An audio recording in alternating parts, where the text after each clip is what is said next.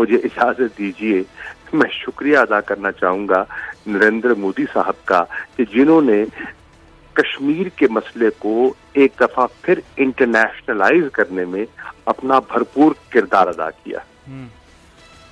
Hello दोस्तों, पाकिस्तान के विदेश मंत्री शाह महमूद कुरैशी का कश्मीर में आर्टिकल 370 हटने का दुख कम होने का नाम नहीं ले रहा। इस डिबेट में वे प्रधानमंत्री नरेंद्र मोदी के बारे में कहते हैं, अगर उन्हें आर्टिकल 370 के हटाने पर इतना घमंड है तो वो हमें श्रीनगर आने की इजाज़त दें, ताकि हम दुनिया को दिखा सकें कि कश्मीरी भारत के साथ रहने में खुश नहीं हैं। जैसा कि हम सबको पता है दोस्तों, आर्टिकल 370 को हटाने का मुख्य कारण कश्मीर को डेवलप करना और भारत का अभिन्न अंग बनाना था, पर पाकिस्तान से यह देखा नहीं जा रहा। इसलिए उनको रोज़ इस मुद्दे पर डिबेट किए बिना नींद नहीं आती।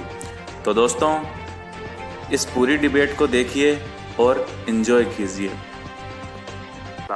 ये जो सारा मामला हम देख रहे हैं, हिंदुस्तान में सन्नाटा है, खामोशी है, और उनका जो मीडिया है वो भी बौखलाहट का शिकार है। जो हिंदुस्तान में लोग हैं वो कैंपेन चला रहे हैं चाइना के बाइकॉट की। चाइना बड़े इत्मीनान के साथ एक एक स्टेप आगे लेकर बढ़ रहा है। ये सारी जो सूरत हाल है, आप क्या देख रहे हैं कि किस तरह फंस गया है इंडिया, पाकिस्तान के साथ भी, चाइना के साथ भी, नेपाल के साथ भी, दुनिया भर के अंदर उसकी रुसवाई हो रही है। देखिए, वजीर आजम नरेंद्र मोदी बेपनाह दबाव में दिखाई दे रहे हैं। उन पर तनकीद हो रही है, उनकी पॉलिसीज पर, उनकी हिंदुत्व सोच पर, उनकी ये हिकमत अमली जिससे एक सेकुलर इंडिया को उन्होंने एक हिंदू राष्ट्र में तब्दील किया है, उस पर उंगलियां उठाई जा रही हैं हिंदुस्तान के अंदर। आपने देखा होगा कि राहुल गांधी ने एक बयान दिया है, या गालिबन उनका ट्वीट है, जिसमें वो कहते हैं ये नरेंद्र मोदी नहीं है, ये सरेंद्र मोदी है।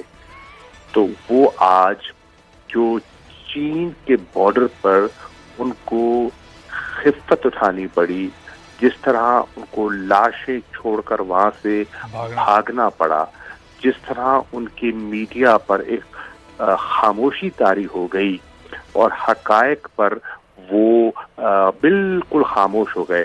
आप देखें लाइन ऑफ कंट्रोल पर तो वो हकीकत से बातें बढ़ा चढ़ा कर पेश करते हैं एक फॉल्स फ्लैग ऑपरेशन के जवाब के लिए, और लाइन ऑफ एक्चुअल कंट्रोल पर जहां उनकी लाशें बिखरी पड़ी हैं और उनको दुहाइयों से अपने सिपाहियों की रिहाई के लिए गिड़गिड़ाना पड़ा, वहां मुकम्मल खामोशी है। तो इस पर दुनिया तनकीद कर रही है और आज उनके पास कहने को कोई ठोस कोई मुनासिब जवाब नहीं दिखाई दे रहा। अच्छा शाह साहब, हम अगर देखें कि जो मौजूदा हुकूमत की पॉलिसी है, जो आपने मेहनत की है, जो इमरान खान की मेहनत है, उससे पाकिस्तान का नैरेटिव बहुत बेहतर हुआ है सारी दुनिया में, और आपने एक्सपोज भी किया है इंडिया को, बुरी तरह एक्सपोज हुआ है, इंडियन मीडिया भी एक्सपोज हुआ है, मोदी तो बहुत बुरी तरह एक्सपोज हुए हैं। अगले स्टेप्स क्या होने चाहिए? पाकिस्तान को किस सिमत में दुनिया को बताना, या बता रहे हैं या आप कोशिशें कर रहे हैं कि जो मजालिम हिंदुस्तान के अंदर मोदी सरकार ढा रही है, खासतौर पर कश्मीर में? मैं एक जुमला उससे पहले ये कहना चाहूँगा कि जहाँ मैं शुक्रिया अदा करना चाहता हूँ इमरान खान साहब का कि जिस किस्म की उन्होंने क़यादत फराहम की इस इशू पर, बड़ी वाज़ेह रहनुमाई और हिकमत अमली अपनाई, मैं शुक्रिया अदा करना चाहूँगा पाकिस्तान की अफवाज का, जिन्होंने कुर्बानियाँ देकर अपनी जानों का नजराना पेश करके अपना पाकिस्तान को महफूज बनाया। वहाँ मुझे इजाज़त दीजिए, मैं शुक्रिया अदा करना चाहूँगा नरेंद्र मोदी साहब का कि जिन्होंने कश्मीर के मसले को एक दफ़ा फिर इंटरनेशनलाइज करने में अपना भरपूर किरदार अदा किया। बिल्कुल ठीक है, आपने शुक्रिया अदा किया। असल में हम अब कश्मीर वाले मामले पे जब आगे का फेज देखते हैं, ये फेज अगला, ये वाला फेज कब खत्म होगा कर्फ्यू वाला? आपकी नज़र में क्या है कि पाकिस्तान की स्ट्रैटेजी क्या है कि अब दुनिया के अंदर बुरी तरह फंस गया है इंडिया, लेकिन कश्मीरियों को भी तो रिलीफ मिलना चाहिए, उस साइड पर क्या हिकमत अमली है? शाह साहब? देखिए, यकीनन कश्मीरियों को रिलीफ मिलना चाहिए। उन्होंने बहुत जुल्म बर्दाश्त किया है।